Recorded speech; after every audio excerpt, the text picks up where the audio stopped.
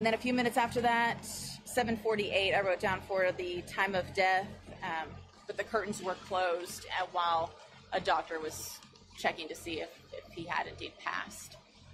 Does anybody have any other questions? Do you do any follow-up stories on this? Will I do any follow-up? Do you do any follow-up stories on this? I don't know if you have. Have you ever met the family? No, I've never met the family.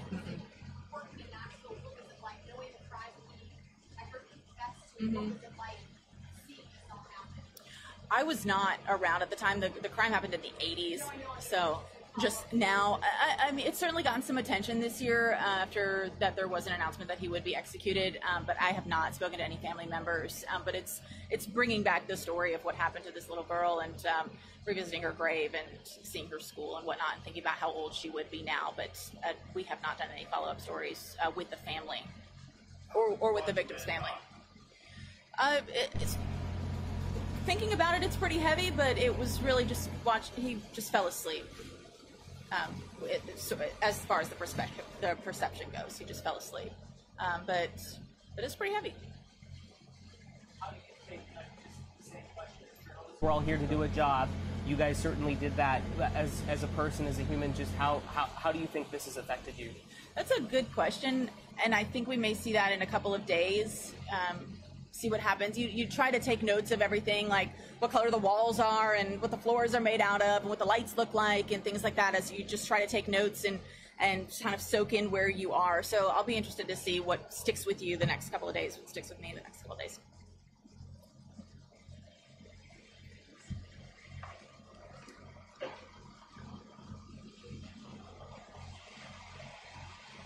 Hi, I'm Jamie Satterfield with the Knoxville News Sentinel. I think you've had a lot of detail so far. So one thing I wanted to mention was that I could see from where I was sitting the space where the family members of Paula Dyer, the victim in this case, were.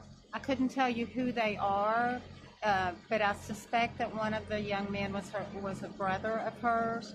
He leaned up close to the glass. He bit his nail a little bit. I was very nervous, but I didn't see any tears. I saw a woman, more of a profile, and I don't know if that was her mother or someone else, but she leaned in really close as he took his last breaths. I could not see any real emotion. And then after he quit breathing, I noticed the gentleman, the one I suspect was the brother, he just kind of leaned back and slumped down a little bit. So I wanted to give you that perspective on what Paula Dyer's family went through. I will also say that as a member of the Knoxville media, our sheriff, Jimmy J.J. Jones, was in the room with us and came here to see this. And I asked him after the fact about that, and he said that he said, I'm here first and foremost for the victim, Paula Dyer, and for the citizens of Knox County, the same citizens that convicted him and sentenced him to death. And then also in the room with us was counsel for Mr. IRICK, and one of my colleagues could probably address what they said better than me. So that's what I have if you have any questions for me. Okay.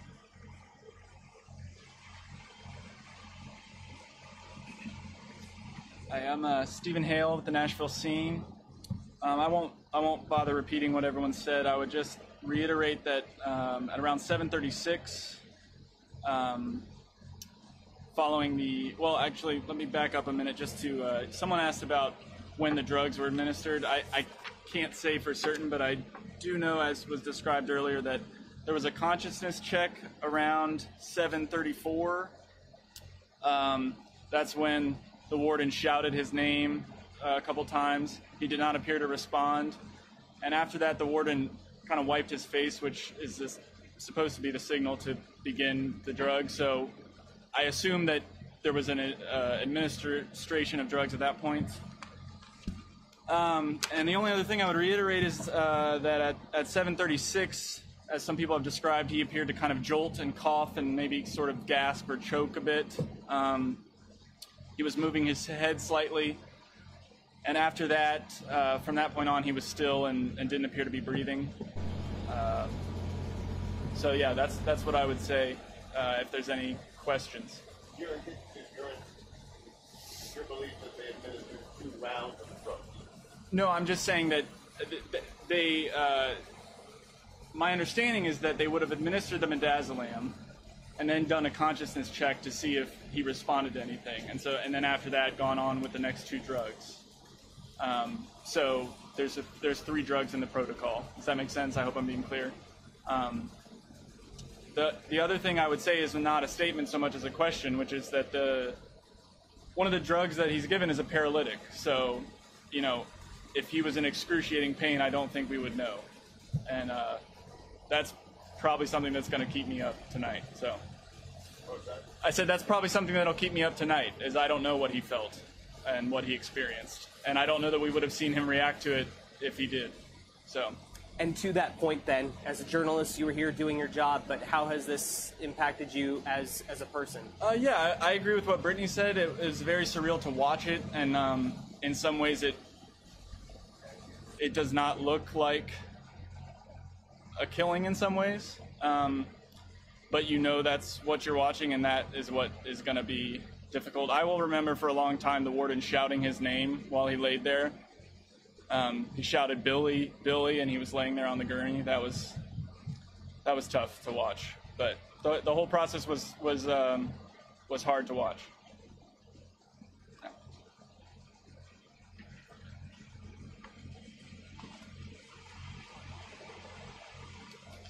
Hello, my name is Dave Boucher. I'm with the Tennessean, Boucher.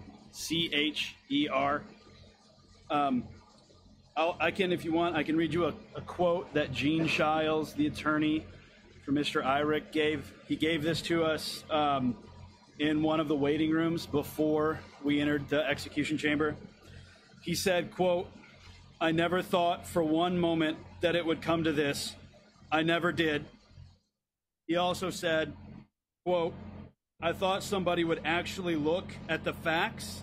I was wrong." In reference to the facts, he was referring to the statements that he and advocates have made regarding Mr. Irick's mental illness. Mr. Irick and his attorneys have made those statements in numerous legal proceedings. Mr. Irick's legal team has held that those statements were never considered during court hearings, legitimately considered. The governor and others did not agree. We talked a lot about the timing. I will note, as we've said, the curtain came up at roughly 7:26. Mr. Irick was asked if he wanted to say anything. When he said no and paused, my recollection is that at that point, the warden put his hand over his face. We've been told that that was a signal to start. I'm not sure if that's what it is. At that moment, then Mr. Irick gave his final statement. His eyes closed almost immediately after the final statement. I would say that he exhibited consistent rhythmic snoring. It got progressively louder, I would say. Other context, I don't know if somebody else said this. I would say he was wearing what looked like I guess cloth, long pants, short sleeve shirt, maybe a cream white color. Looked like black socks. The straps that were over him looked similar to seat belts. His hands and wrists were strapped with what looked like leather straps, and they looked like he had a wrap around his hands. The protocol will call for the curtains to come up at 7:10. That's obviously approximate. There were questions about whether the Attorney General representative and Mr. Shiles, the attorney, were able to witness putting in the IV intravenous, needle. It's part of the protocol that they're allowed to witness that. Again, the times are approximate. That's one potential reason why the curtain went up a little bit later. I would also reiterate what Stephen said about the first drug, the midazolam. Mr. Irick's attorneys and advocates would say that that drug does not always render someone unconscious and unable to feel pain or insensate. And so to his point, we saw Mr. Irick, again, snoring, sounds coming out of his mouth. You could see his mustache kind of moving up and down when the sounds came out of his mouth. It's very difficult to know if he was feeling pain. He did not scream or writhe per se, but the statements made, including in the dissenting opinion from the U.S. Supreme Court today, note that it could be difficult to know if he was feeling pain at the time. Does anyone have any questions? Yeah. Again, this is from Gene Shiles. Quote, "I never thought for one moment that it would come to this. I never did." He also said, quote, "I thought somebody would actually look at the facts. I was wrong." No, Mr. Shiles and I were standing next to each other. It was in the first of 2 waiting rooms that we went into. I asked him his thoughts, and that's what he told me. He also said, I should have mentioned this, when he went in to view Mr. Irick, he said he kissed Mr. Irick and touched him before coming back into the room.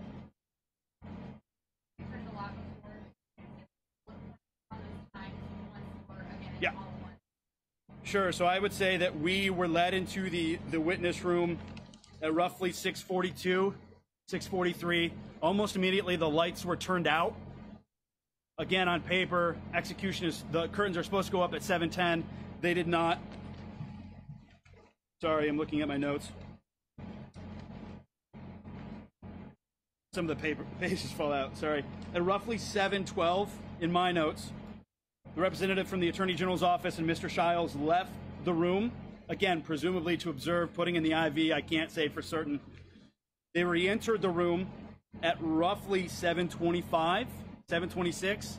That's when Mr. Shiles told us that he touched and kissed Mr. Irick. Almost immediately thereafter, the curtain went up. The warden asked for the last words. Mr. Irick said his statement. Presumably the drugs were then started to be administered. Again, there was consistent movement throughout, up to potentially, I would say, maybe the 7:38, 7:39 mark. And then, again, it was difficult to hear if there could have been small snores or not. There were 13 or 15 or so people in the room with us and 2 people in the room in addition to Mr. Irick. At 7:46 and 4 seconds, the blinds closed, or at least that was the last time I could see the clock. We waited a few minutes. There was what sounded like a shuffling of feet.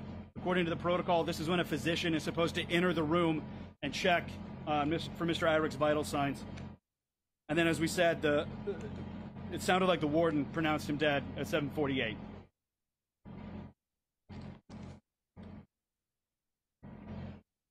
Just quickly, I misspoke a bit. I want to make sure there's no discrepancy. I have the same thing in my notes that Dave said about the time of the signal with the drug. So, as Dave said, I have it at like 7:27, but that's right. That at that point the warden asked if he had any last words, and when he said no, he gave the signal, and that is when I presume the drug started. So I just want to make sure it's clear that there's not a discrepancy there. So.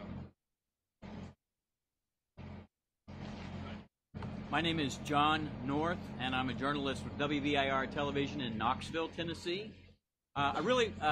You've heard it all, so I don't really need to tell you a lot more. There were 3 points that I wanted to make, just kind of to fill in some of the gaps. Mr. Shiles obviously is not here to speak. Dave did repeat some of what Mr. Shiles said. There were a couple other points. Some of us asked him how Irick was today, and he basically said that he was taking it with grace, that he understood what was going to be happening to him, and that he felt that he was not acting with any kind of recrimination. He also said, it's really kind of amazing. I'm not sure that I would behave so well. I also had asked Mr. Shiles, I thought this might go on a little bit longer. I was assuming it would be prolonged more. And this actually, to be honest with you, went fairly quickly, all things considered. And he said he was optimistic on his client's behalf until about 2:30 or 3 o'clock today. And then he finally realized that there was essentially nothing more that could be done. Another point that I wanted to make, I understand that Mrs. Jeffers didn't want to speak. We respect that. I would just relay to you all that my station had an opportunity to speak with her about a week or two ago. and it was painful for her, but what she really wanted everybody to understand was that she lost a little girl, and she lost somebody who was a very innocent, sweet child. Somebody who, when they moved to the house where she was murdered, went up to the neighbors to make friends with them, a perfect stranger. And that was the kind of child, according to Mrs. Jeffers, who Paula was. And I think it is fair that you know that we have reported that, and that is what Mrs. Jeffers said to us. The third point I wanted to make is an interesting one. I was curious because we've written a lot, all of us, about midazolam and what sort of reaction the inmate would have to that. And I don't know if he was in pain or not, but I will tell you it struck me that there was this, in my opinion, prolonged time period where there was this very sort of aggressive breathing and drawing in breath. He was always, his eyes were always closed. He didn't moan. You know, if I were a defense attorney, I think it would be fair to say, what is going on? I don't know. I have no idea. Probably, I don't know, maybe he was comatose, but it is an interesting issue that's been raised, and the case goes on. As you know, he's dead now, but this case goes on because we have other inmates that are challenging the use of this drug. So we'll see what happens. Happy to answer any questions, but you've heard it all. I just am curious, and you have done some follow-up stories. So what was this like as witnessing guy when you covered the story to talk with the victim's family? You know, honestly, I agree with what my colleagues say. I've been covering the news and I've covered courts for many years, and you just sort of learn to become kind of a professional about how you view it, and it doesn't, you're not unaffected, but you certainly don't let it sort of cross into what you're trying to do. So, you know, we watched a man who 33 years ago murdered a little girl get killed tonight, and that's what happened. And maybe later it'll hit me, but now I'm just like, it was something that we all went through. Sure. Well, you think about a lot of things. You think about this whole process and what's been going on. I couldn't see, Jamie could see a little bit into the other chamber. I could peer around and see a man leaning forward. I don't know who it was. You wonder how they're reacting. They appeared to be fairly straightforward. By the way, the inmate was very close to their window. He was farther away from us. Anything else? Thank you all.